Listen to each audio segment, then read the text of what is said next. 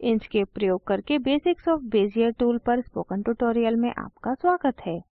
इस ट्यूटोरियल में हम निम्न करना सीखेंगे: सीधी लाइनें और बंद आकृतियाँ बनाना, वक्रीय लाइनें बनाना, नोड्स जोड़ना, एडिट करना और मिटाना। इस ट्यूटोरियल को रिकॉर्ड करने के लिए मैं प्रयोग कर रही हूँ उबंटू लिनक्स 1204 ओएस, इंचस्केप वर्जन 048.4। मैं इस ट्यूटोरियल को अधिकतम रेज़ोल्यूशन मोड में रिकॉर्ड करूँगी। यह सारे उन टूल्स को समायोजित करने के लिए है जो प्रदर्शित किए जाएंगे। अब इंचस्केप खोलते हैं। पहले बेजियर टूल प्रयोग करके एक सीधी लाइन बनाते हैं। बेजियर टूल पेंसिल टूल के ठीक नीचे है, इस पर क्लिक करते हैं। ऊपरी बाईं तरफ टूल कंट्रोल्स बार में 4 विकल्पों को देखें।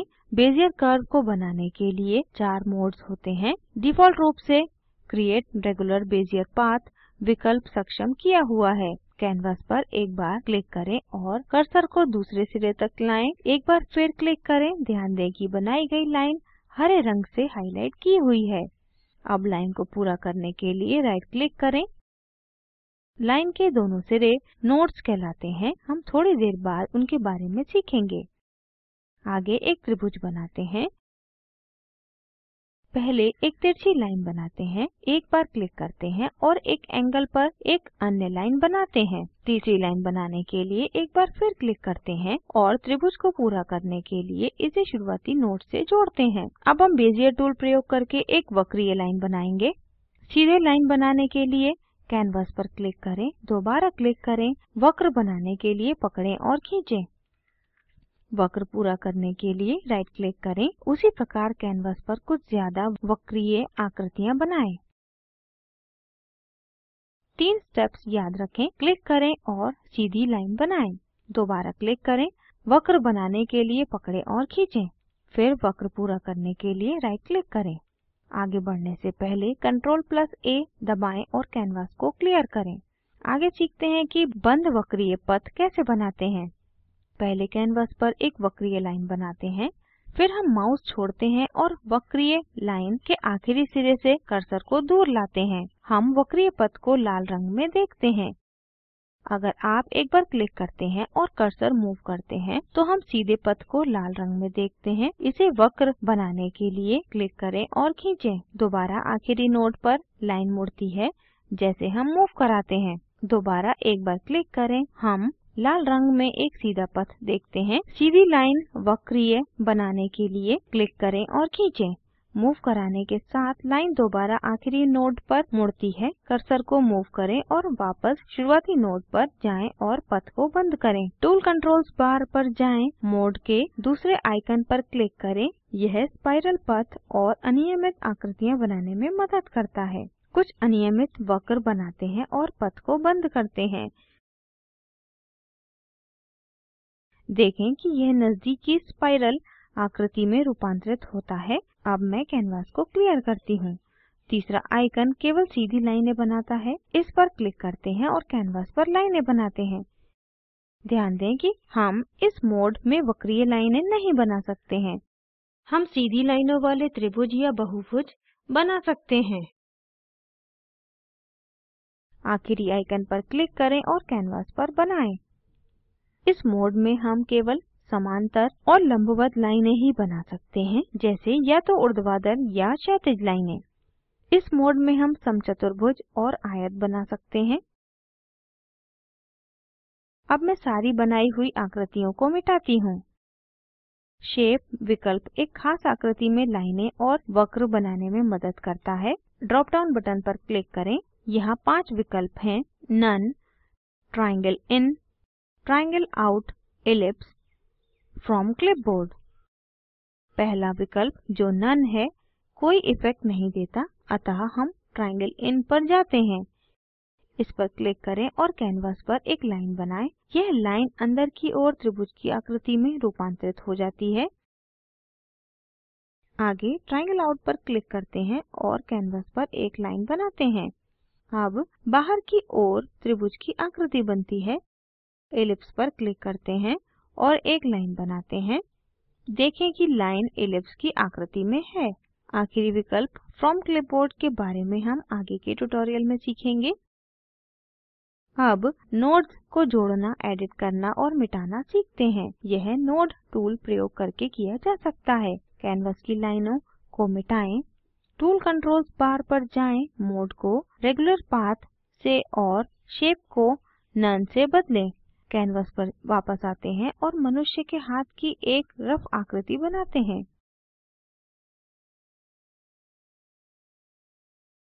अब नोड टूल पर क्लिक करते हैं। ध्यान दें कि चित्र में सारे नोड्स दिखते हैं। अपना ध्यान टूल कंट्रोल्स बार पर लाते हैं। यहाँ पहले 6 आइकन्स नोड्स और पाथ्स को जोड़ने और मिटाने में मदद करते हैं। बेहतर तरह से सीखने के लिए टूल टिप को देखें। किसी भी सेगमेंट पर क्लिक करें। ध्यान दें कि दोनों नोड्स नीले रंग में बदल गए हैं। फिर ऐड नोड विकल्प पर क्लिक करें। देखें कि नया नोड चुने हुए सेगमेंट के नोड्स के ठीक बीच में जोड़ा गया है। अब एक छोटा सेगमेंट चुनते हैं और उपरोक्त स्टेप को दोहराते हैं। आप देखेंगे कि छोटे सेगमेंट के मध्य बिंदु पर एक नया नोड जुड़ गया है। आप नए जुड़े हुए नोड को देखते हैं। डिलीट नोड विकल्प पर क्लिक करते हैं। अब नोड मिट गया है। हाथ पर नोड्स में से किसी एक पर क्लिक करें। बेजियर हैंडल दिखाने के लिए टूल कंट्रोल्स बार पर अंत से पहले वाले आइकन पर क्लिक करें। अब चुने हुए सेगमेंट के लिए बेजियर हैंडल दिखता है। यदि नहीं दिखता तो केवल सेगमेंट पर क्लिक करें और माउस को छोड़े बिना इसे थोड़ा सा घुमाएं। सेगमेंट मुड़ जाएगा और अब बेजियर हैंडल्स दिखने लगेंगे। रिसाइज करने के लिए हैंडल्स पर क्लिक करें और चुने हुए नोड को घुमाएं। उसी प्रकार अन्य नोड्स को भी परिवर्तित करें।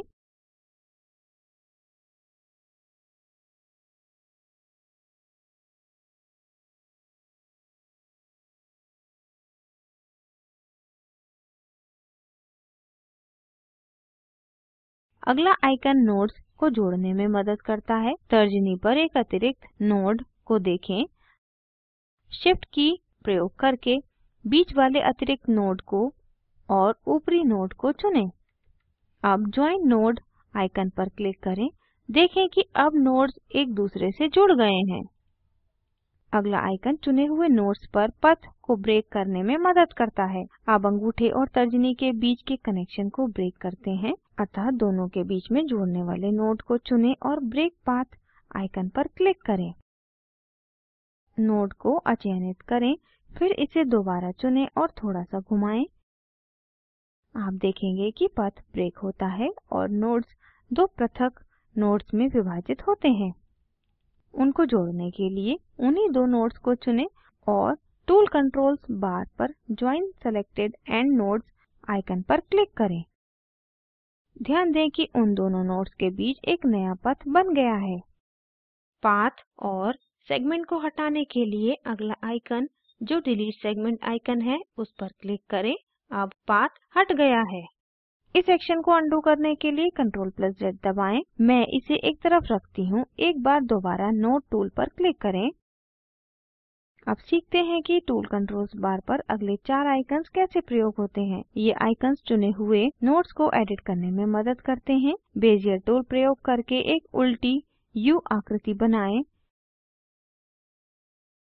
नोड टूल पर क्लिक करें। इन 3 नोड्स को देखें।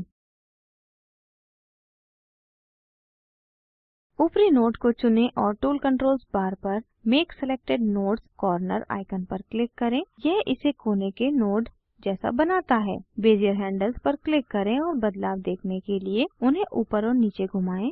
नोड को स्मूथ बनाने के लिए अगले आइकन पर क्लिक करें। अगले आइकन पर क्लिक करें जो नोड को सिमेट्रिक बनाता है।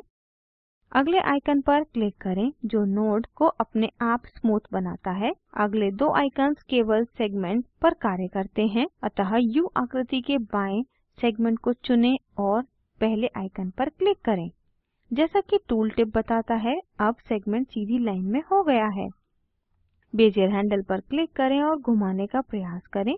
आप देखेंगे कि हम इसे वक्रीय नहीं बना सकते हैं। अब दोबारा वक्रीय लाइन बनाने के लिए अगले आइकन पर क्लिक करें। अब बेजियर हैंडल्स को मूव करें और अब हम इसे वक्रीय आकृति में बना सकते हैं। अगले icon to convert selected object to path पर क्लिक करें। अगले icon to convert the stroke to path पर क्लिक करें। स्ट्रोक्स को दृश्यमान बनाने के लिए नोड्स पर क्लिक करें और खींचें। अगले दो आइकन्स नोड्स को क्रमशः X और Y दिशाओं में घुमाने में मदद करते हैं। अप और डाउन एरोज पर क्लिक करें और बदलावों को देखें।